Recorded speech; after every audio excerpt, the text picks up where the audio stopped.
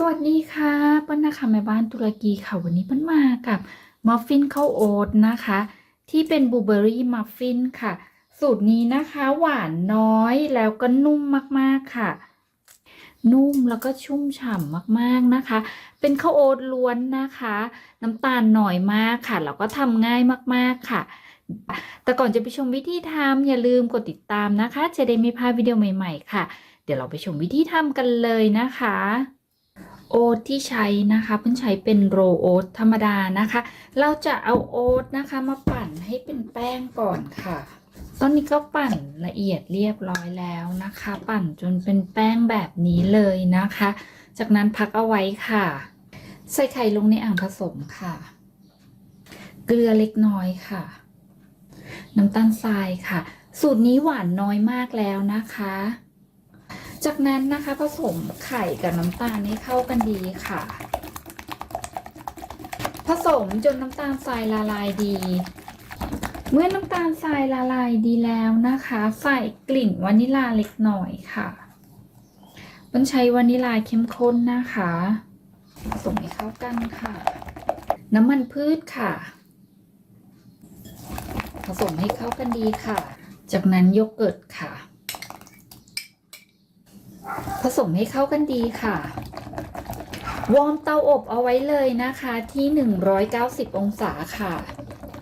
ผสมจนมั่นใจว่าน้ำตาลทรายละลายดีนะคะไม่มีน้ำตาลทรายนอนก้นนะคะจากนั้นใส่แป้งข้าวโอ๊ตลงไปค่ะเบกกิ้งโซดาค่ะผงฟูค่ะ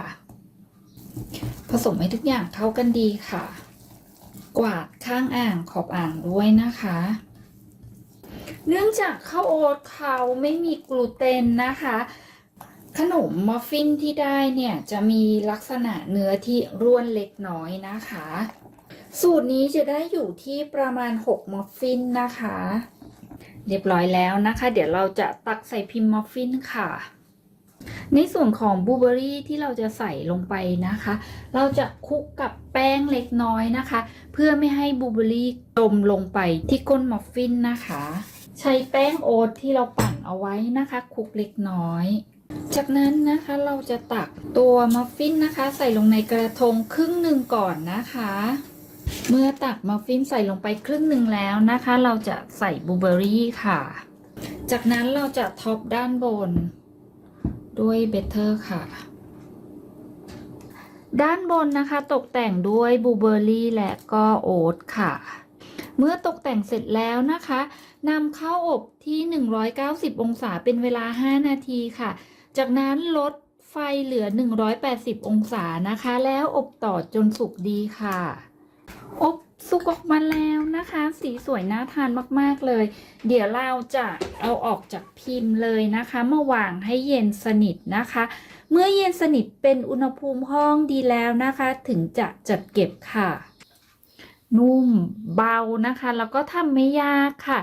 ยังไงก็อย่าลืมกดติดตามนะคะจะได้ไม่พลาดวิดีโอใหม่ๆค่ะแล้วพบกันใหม่ในวิดีโอหน้านะคะวันนี้ลากันไปก่อนสวัสดีค่ะ